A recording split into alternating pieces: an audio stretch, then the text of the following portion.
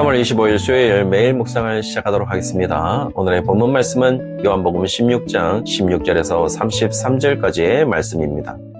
오늘 본문은 매일 성경 수요일과 목요일 본문을 함께 다루도록 하겠습니다.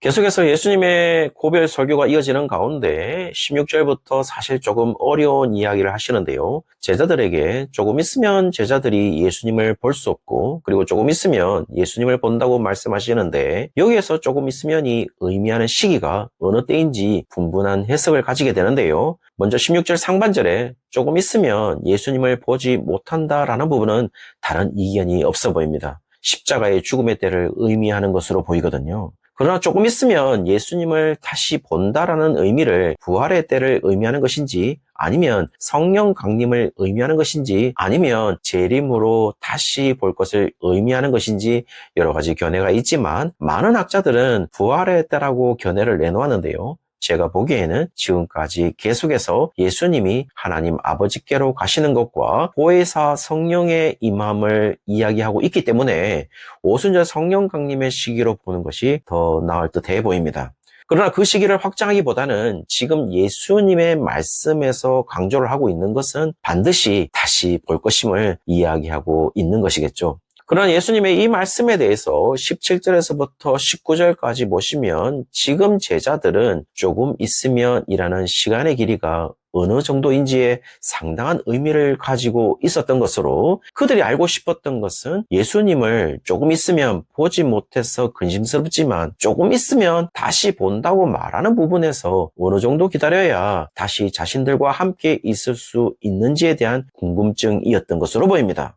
분명한 것은 그들의 생각 속에 부활, 성령 강림, 재림, 예수님이 다시 오실 수 있는 사건들에 대해서는 전혀 알지 못하는 무지의 상태로 보입니다. 20절에 예수님이 제자들의 무지에 대해서 조금 있으면에 대해서 설명을 더 하시는데요. 조금 있으면이라는 시간이 지나면 발생하는 일이 제자들이 곡하고 애통할 것임을 이야기해 주고 있어요. 당연하겠죠. 예수님이 십자가에 죽으시니까요. 그리고 그런 십자가를 보며 세상은 기뻐할 것이라고 말해주고도 있습니다. 당연합니다. 그런데 여기에서 하나님은 역전을 시키시는데요. 제자들의 근심이 도리어 기쁨이 된다라고 이야기해주고 있어요. 여기에서 근심이라는 단어는 위패라는 단어로 슬픔, 고통, 고뇌라는 의미로서 근심보다는 한층 더 나아간 고통의 슬픔을 의미해주고 있습니다. 이런 일련의 과정을 21절에 해산하는 여자로 비유하고 있는데요. 해산하기까지 태아에 대해서 여러 가지 걱정과 근심이 있지만 아기가 태어나면 그때의 걱정과 근심은 무의미한 것임을 이야기하면서 지금 제자들의 걱정과 근심이 무의미하고 예수님이 조금 있다가 다시 오심은 태아가 엄마의 뱃속에 얼마간 있다가 반드시 태어나는 것과 똑같이 자명한 일이라는 것을 이야기하고 있는 것으로 보입니다. 그래서 22절에 예수님이 다시 본다고 말하는 부분이 오순절 성령 강림에 의한 예수님의 동행을 경험하는 것이라면 그때의 제자들의 마음이 기쁠 것임을 말하고 있는 것이겠죠. 다시 말씀드리면 해산하고 아기를 만나는 기쁨과 동일한 것임을 이야기하고 있는 것입니다. 바로 제자들에게 다른 시각을 가질 것을 말하고 있는 것으로 보혜사 성령이 오셨을 때 완전히 다른 시각으로 살아갈 것인데, 지금 제자들에게 그때 성령이 오셨음에도 불구하고 성령이 오시기 전처럼 아기가 태어났음에도 불구하고 아직 임신한 상태로 살아간다면 그것만큼 어리석은 것은 없다라는 사실을 이야기해주고 있는 것이겠죠. 그리고 그때가 되면 예수님께서는 자신에게 직접 간구하는 것이 아니라 23절에 자신의 이름으로 구할 것을 이야기하시는데, 23절에 한글 번역이 조금 아쉬운데요. 원문 직역을 하면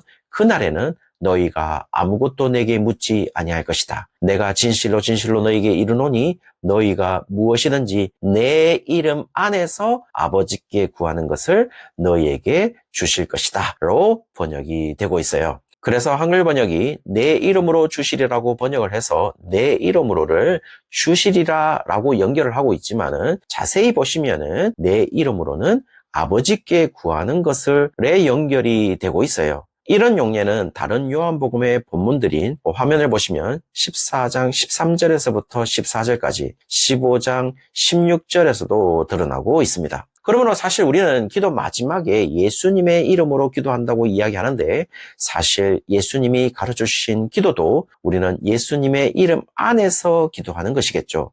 그래서 오늘 본문에서 알려주시는 것은 만약 내 이름으로 주실 것이다 라는 서술어에 연결된다면 마치 예수님의 이름으로 기도하면 모든 것을 들어주시는 것으로 생각할 수 있는 여지를 남기지만 내 이름으로가 내 이름 안에로 번역을 하고 아버지께 구할 것과 연결이 되는 것이라면 기도함에 있어서 어떤 것을 우리가 구해야 하는지에 대한 새로운 방법을 제시하시고 있는 것으로 보입니다. 따라서 아기를 가진 엄마의 기도의 내용을 들어보면 당연히 아기를 뱃속에 가지고 있을 때와 아기를 낳은 후의 기도의 내용은 너무도 다를 것이고 그 삶도 다르지 않겠습니까? 그런데 25절에서부터 31절까지 여전히 제자들은 자신들이 위치하고 있는 시기가 어디인지를 정확하게 모르고 있는 것으로 보이는데 25절에서부터 31절이 상당히 어렵게 예수님이 말씀하시는데요. 분명한 것은 25절에는 예수님은 지금은 비유로 말하는 시기라고 이야기하고 있고 다시는 비유로 말하지 않는 시기가 올 것이라는 사실도 이야기해주고 있어요. 그리고 26절에 그 시기가 되면은 너희가 내 이름으로 구할 것이요 내가 너희를 위하여 아버지께 구하겠다 하는 말이 아니라 라고 이야기하는 것을 보면 그냥 쉽게 풀이하면 아버지께 직접 제자들이 구할 것이고 조건을 하나 붙이는데 직역을 한다면은 예수님 이름 안에서 직접적으로 구할 것을 이야기해 주고 있어요. 이유도 설명하시는데요. 27절에 아버지께서 친히 제자들을 사랑하시기 때문임을 이야기해 주고 있습니다. 그러나 제자들은 여전히 이 말을 조금 이상하게 받아들인 듯 보이는데요. 왜냐하면 아직 예수님이 생존해 계시는 시기로서 아직까지는 아기를 낳기 전 태아가 엄마의 뱃속에 있는 시기이기 때문인 것이죠. 그래서 아직까지는 비유로 말씀하시는 시기입니다. 그러나 29절에 지금 이 짧은 말이 비유로 하시지 않고 예수님이 이야기하시니까 모든 것을 다 이해한 것처럼 이야기하면서 30절에는 이제는 진짜 믿음을 고백하지만 32절에 보시면 예수님은 이미 알고 계시는 것처럼 그들이 예수님을 떠나버릴 것을 이야기하고 있습니다. 그러므로 분명 그들은 다 이해한 것이 아니에요. 그들의 믿음 고백도 정상적이라 말할 수 없겠죠. 그러나 33절에 이미 그렇게 떠나버릴 것을 알고 있는 예수님이 너희들은 결국 예수님이 못 박히실 때 다 떠나버릴 것이기 때문에 어쩔 수 없는 인간들이라고 말하고 싶은 것이 아니라 그들이 그렇게